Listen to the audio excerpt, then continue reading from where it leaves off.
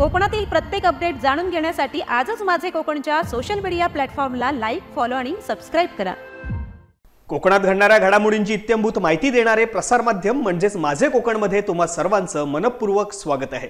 नमस्कार, मी सागर कदम। बातमीपत्राला सुरुवात करण्याआधी पाहूयात बातमीपत्रातील महत्त्वाच्या हेडलाईन्स। दापोलीमधील ठेकेदार आणि बांधकाम विभागाचा गलथान कारभार, रस्त्याच्या अर्धवट कामामुळे 12 दिवस एसटी सेवा बंद। 16 ते 17 गावातील नागरिकांचा तालुक्याशी संपर्क तुटला। निसर्गरम्य आंबोली धबधब्यावरती पर्यटकांची मोठी गर्दी। पर्यटक आंबोली धबधब्यावरती लुटताहेत मनसोक्त आनंद।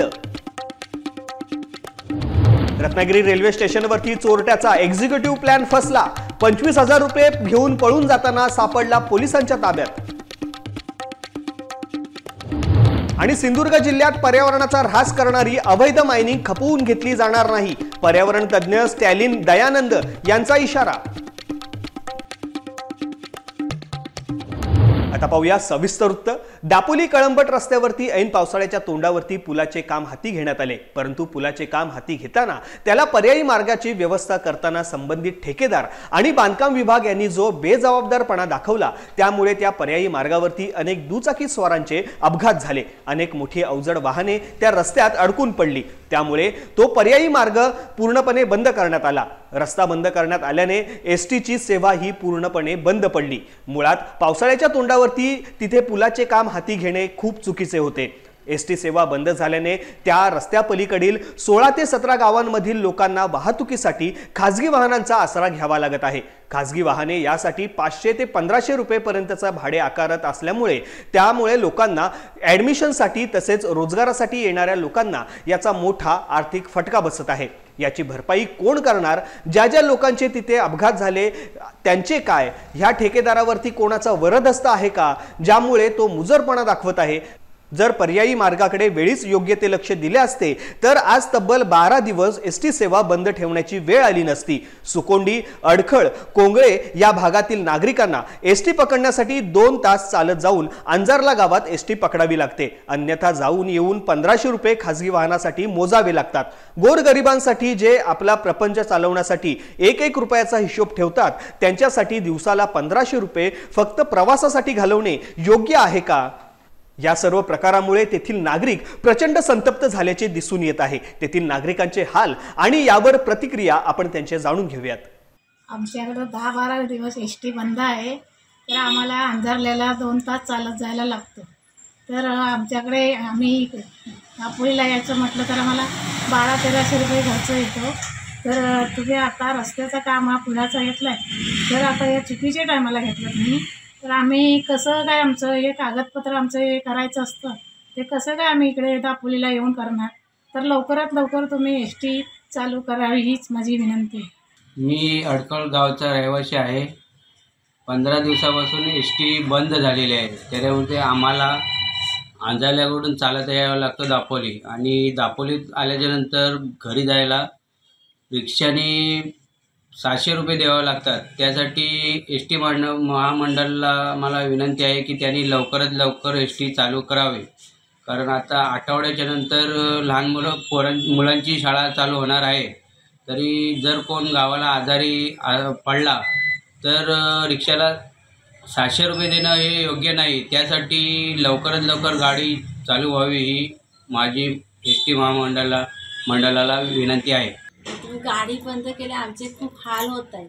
आम्ही ताडेल कोंगळे एसटी बंद झाली, आता आमची मुलांची ॲडमिशन करायची, आम्हाला अंजारल्या मार्गे जायला झालं तर आम्हाला 2 तास चालत जायला लागतं। घरातून 7 वाजता बाहेर पडलो तर चालत चालत खाडीच्या बाजूने रस्ता आहे, तो पण रस्ता आता पावसाने खूप खराब केलेला असून आम्ही त्या चिखलातून ब्रिजवरती जायचं तर आम्हाला 10-10:30 वाजता, सकाळी 7 वाजता बाहेर पडल्यानंतर त्याच्यानंतर आम्हाला तिथून गाडी कुठली भेटते नाही भेटली तर तिथून आम्हाला दापोलीला येईपर्यंत आम्हाला 12-12:30 वाजता। त्याच्यानंतर आम्ही ते मुलांचं ॲडमिशन करायचं, घरी जायला रिक्षा बघितली तर रिक्षा 700-800 रुपये भाडा सांगते। आम्हाला 1200-1500 रुपयेपर्यंत आम्हाला रिक्षाचाच खर्च होतो। मग आम्ही पिशवीमध्ये घेऊन काय जायचं? आमची खेडेगावात खूप हालत झाली। तुम्ही आता रस्त्याचं काम चालू केलं, मग पूर्ण करून आमच्या मुलांच्या आता शाळा पण चालू होईल। आम्ही आता मुलांना 20 किलोमीटर कॉलेज आहे, आम्हाला मुलांचं ॲडमिशन केलं, मुलांना तर कशी पाठवायची. हा आता आम्ही गरीब माणसं, शेती सोडून आता आमची मुलं काय हायस्कूलला पण आहेत, 9 किलोमीटर हायस्कूल आहे, तिथे पण आम्ही चालत मुलांना आमच्या खडतर रस्ता आहे, रस्त्यातून पण आम्ही अर्ध्या रस्त्यापर्यंत आम्ही शेती टाकून मुलांना शाळेत सोडायला येतो. शाळा सुटल्यानंतर आम्ही तिथून अर्धं काम टाकून पुन्हा मुलांना घ्यायला येतो आहे. कारण खूप लहान लहान मुलं आहेत, मुलं पण आता काही मोठी नाही आहेत. हे आमच्या हालत होते. आता मौजे दापोलीमध्ये जो ब्रिजचं काम चालू केलं गेलं ते मे महिन्यात शेवटच्या महिन्यात केलं गेलं. त्या टायमाला मुंबईवरून येणारे लोक भरपूर, शाळेच्या मुलांचा पण त्याला आता लास्ट आता ते मेमध्ये काम चालू केलं तर केलं, परंतु ते टायमात पूर्ण न करणं त्याच्यामुळे त्याला पर्यायी मार्गसुद्धा त्यांनी काढला, तोसुद्धा बरोबर काढला नाही, व्यवस्थित काढला नाही. त्याच्यामुळे आता त्याचा भूदंड आमच्या एका गरीब लोकांना भोगावा लागतो आहे. कारण पर्यायी मार्ग काढला, तिथे गाडी रुतते सांगून त्यांनी ST वगैरे सर्व बंद केल्या गेल्या. त्यामुळे आम्हाला दापोली यायचा म्हणजे 1200 ते 1300 रुपये खर्च करून यावं लागतं. कुठचं आमचे अर्जंटी काम आहे. आज शाळेतल्या मुलांचे 10वीचे रिझल्ट लागलेले आहेत, त्यांच्यासाठी सुद्धा कॉलेजच्या ॲडमिशनसाठी प्रत्येक पेपरसाठी माणसाला रोज यावा लागतो. तर त्यांना किती हा भूदंड, किती हा खर्च पडतो. रिक्षाचा रोजचा 1200-1300 खर्च म्हटलं म्हणजे तो किती ही गरीब जनता सोसणार म्हणजे. तर ह्याच्यासाठी सुद्धा म्हणजे ST महामंडळ, बांधकाम खाता यांनी ह्याच्यासाठी सुद्धा म्हणजे विचार करणं गरजेचं होतं. कारण आता ते ब्रिज झालेलं पण आहे, परंतु त्याचं काही थोडंफार इकडे तिकडे 2 साईडची माती टाकून जे काय थोडंफार काम आहे त्याचं म्हणजे रिपोर्ट त्यांनी ST मंडळाला देणं गरजेचं आहे. तिथपर्यंत STवाले ST चालू करू शकत नाहीत. तर मला वाटतं की त्यांनी ते रिपोर्ट लवकरात लवकर, पूल झाला असेल तर झालं म्हणून ST महामंडळाला लवकरात लवकर रिपोर्ट देऊन ते लवकरात लवकर ST चालू करावी ही आमची विनंती आहे ST महामंडळ आणि बांधकाम खात्याला. आपल्या मौजे दापोली गावातील इथे एका पुलाचं काम चालू आहे गेले महिनाभर. पावसाळा तोंडावर आला आहे आणि हे सगळं माहीत असतानासुद्धा खूप उशिरा काम काढून घेऊन ते पूर्णत्वास अजून गेलेलं नाही. त्यानिमित्ताने 2 ठिकाणी नागरिकांची मोठी गैरसोय झाली. पुलाच्या बांधकामाच्या बाजूला जो पर्यायी रस्ता दिला आहे तो एका शेतातून शेतकऱ्याच्या घेतलेला आहे आणि तिथे खूप गुडघाभर खोलीचा चिखल झाला आहे आणि तिथनं जाता येताना लोकांना त्रास होतो आहे. लोकं भाजलेली आहेत. तशा प्रकारचे काही पुरावे उपलब्ध आहेत. आणि इकडनं अजून एक जो पर्यायी रस्ता सतीच्या पर्याकडनं जो जातो त्याची ही अशी अवस्था आहे. हा सगळा रस्ता असा खचलेला आहे. कोणत्याही क्षणाला हा रस्ता पडू शकतो.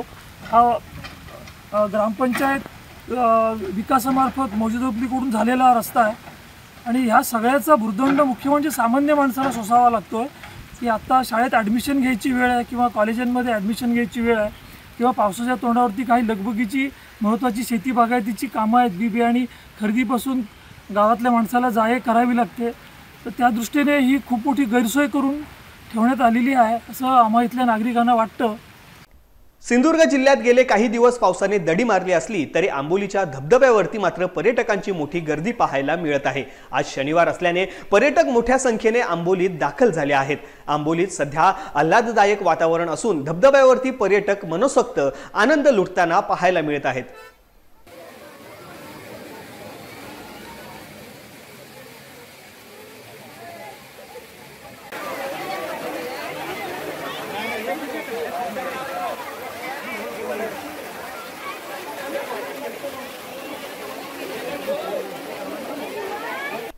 रत्नागिरी रेल्वे स्टेशनवरती एका चोरट्याचा धाडसी चोरी करण्याचा प्रयत्न फसलाय.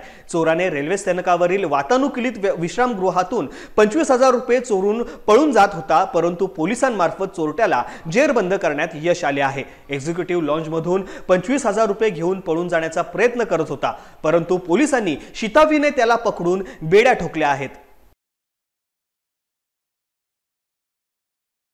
कणकवली तालुक्यातील कासर्डे येथे सुरू असलेल्या अवैध मायनिंग विरोधात पर्यावरणवादी स्टॅलिन दयानंद यांनी आज कणकवली येथे पत्रकार परिषद घेतली. यावेळी त्यांनी अनधिकृतपणे चालणाऱ्या आणि पर्यावरणाचा ऱ्हास करणाऱ्या मायनिंगला विरोध असल्याचे स्पष्ट केले. सिंधुदुर्ग जिल्ह्यात पर्यावरणाचा ऱ्हास करणारी अवैध मायनिंग खपवून घेतली जाणार नाही असा देखील इशारा यावेळी स्टॅलिन दयानंद यांनी दिला आहे. गेले बरेच महिने उपरकर साहेब मागे लागले होते की येऊन बघा, काय तुम्हाला समजेल काय नेमकं डिस्ट्रक्शन किंवा खराब होतो आहे जमीन, तर त्यांचा विनंतीला मान ठेवून आणि मला जे कार्य मी समजतो की देवाने दिलेलं आहे की सगळं आपल्याला संरक्षण करायचं आहे, जेवढं वाचवता येईल तेवढं वाचवायचं आहे पर्यावरण आणि जे निसर्ग आहे त्याला. त्या अनुषंगाने मी आलो इथे आणि काल तिथे जाऊन प्रत्यक्षात जमिनीवर स्थळपाहणी केल्यानंतर अगदी धक्कादायक असं मला दृश्य दिसला. मला काही क्षणासाठी असं वाटलं की मी कुठे गाजाला गेलो की काय, म्हणजे कुठे बॉम्ब टाकले इस्रायलने आणि सगळं उद्ध्वस्त झालं त्या प्रकारचं एक समोर वातावरण दिसलं किंवा जे लँडस्केप म्हणतो तो पूर्ण खराब झालेलं दिसलं. माझं प्राथमिक ऑब्झर्वेशन असं आहे की जे चाललं आहे तिकडे ते चुकीचंच आहे. म्हणजे कायद्याला मान न देता किंवा कायद्याकडे लक्ष न देता दुर्लक्ष करून बेकायदेशीर रीतीने कामं चाललेलं आहे. तिथे पूर्ण परिसर जो आहे तो नुसतं सिलिका डस्ट, त्याच्यामुळे प्रदूषण खूप जास्त आहे तिथे. आणि शेतजमिनीमध्ये सुद्धा मी बघितलं की बरेच ठिकाणी ते पूर्ण रेसिड्यू म्हणतं किंवा जे प्रोडक्ट आहे ते सगळे येऊन जमिनीवर बसलेलं आहे. त्याच्यामुळे शेतीचा परिणाम होणारच. त्याशिवाय जलप्रदूषणसुद्धा दिसण्यात आलं फार मोठ्या प्रमाणावरती. फक्त जलप्रदूषण जेव्हा आपण म्हणतो ते फक्त त्या साईटपुरता नियमित नसून पूर्ण तुमचं कणकोळी क्षेत्रात म्हणा किंवा सिंधुदुर्गमधले जे नद्या आहेत त्यामध्ये हा वेस्ट पोचतो आहे. त्यांनी किती जरी म्हटलं की आम्ही सांभाळतो आहे आणि आम्ही लक्ष देतो आहे, पण ते चुकीचं आहे. हे आम्ही सिद्ध करू नक्कीच आणि आमच्याकडे पुरावे ऑलरेडी आहेत काय चाललं आहे तिथे. ते सिंधुदुर्ग मायनिंग मुक्त झाला पाहिजे हे माझं आणि आमचं संस्थेचं ठाम विश्वास आहे आणि या दिशेने आम्ही काम करत राहू नेहमी. थँक्यू. लांजा पोलीस ठाणे येथे पोलीस हेड कॉन्स्टेबल पदावरती सेवेत असणारे आणि मूळ संगमेश्वर तालुक्यातील घाटिवडे येथील सचिन सुरेश भुजबळराव यांची सहाय्यक पोलीस उपनिरीक्षक पदी नुकतीच पदोन्नती झाली आहे. महाराष्ट्र राज्य पोलीस विभागात गेली 29 वर्ष भुजबळराव हे कार्यरत आहेत. आतापर्यंत चिपळूण, संगमेश्वर, देवरुख आणि सध्या लांजा या पोलीस ठाण्यामध्ये कार्यरत असताना त्यांनी अतिशय कर्तव्यदक्षपणे काम केले आहे. सचिन भुजबळराव हे सर्वसामान्य कुटुंबातील असून त्यांनी जिद्द, चिकाटी आणि मेहनत करून रत्नागिरी जिल्ह्यात 1996 साली पोलीस भरतीतून रुजू झाले. त्यांनी पोलीस निरीक्षक, सहाय्यक पोलीस निरीक्षक यांचे चिपळूण व देवरुख येथे रायटर म्हणून काम पाहिले आहे. दरम्यान लांजा पोलीस ठाण्याचे पोलीस निरीक्षक निळकंठ बगळे व अरविंद कांबळे यांनी सचिन भुजबळराव यांना स्टार लावले आहेत. तसेच पुढील वाटचालीसाठी शुभेच्छा देखील दिल्या आहेत. या प्रसंगी सहाय्यक पोलीस उपनिरीक्षक भालचंद्र रेवणे व महिला पोलीस हेड कॉन्स्टेबल साक्षी भुजबळराव आदी उपस्थित होते.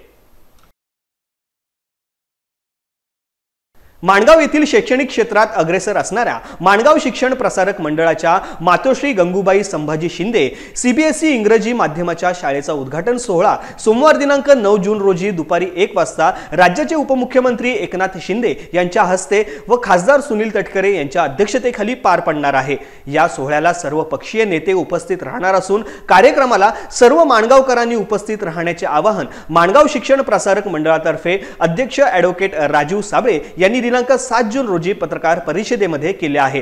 या पत्रकार परिषदेला माणगाव शिक्षण प्रसारक मंडळ अध्यक्ष advocate Rajiv Sable, secretary Krishna Gandhi, chairman Narendra Gaikwad, advocate Vinod Ghayal, संचालक नितीन बामगुडे उपस्थित होते.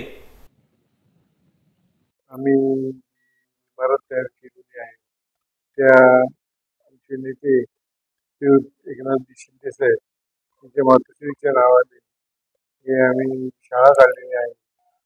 या शाळेचे उद्घाटन मातोश्री गंगूबाई संभाजी शिंदे असं त्याचं नामकरण केलेलं आहे.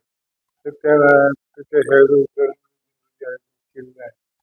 ज्या मातेने एवढं कर्तव्यवान नेता आम्हाला दिला त्या मातेवरून काही अंशी फेडावे आहे.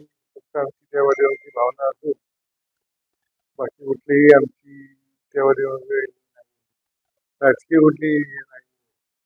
ज्या कर्तव्यवान मुख्यमंत्र्यांनी एवढे धडाकेबाज निर्णय घेऊन अख्खा महाराष्ट्र हलवून टाकला आणि 230 जागा जिंकून दाखवल्या अयोध्येच्या, तर त्या मुख्यमंत्र्यांच्या मातोश्री हा आपल्याला मान दिलेला आहे.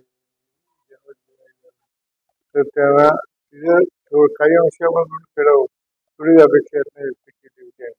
यासह बातमीपत्रामध्ये वेळ झाली इथेच थांबण्याची. कोकणात घडणाऱ्या घडामोडींची इत्यंभूत माहिती मिळवण्यासाठी आणि अपडेट जाणून घेण्यासाठी तुम्ही पाहत राहा फक्त माझे कोकण.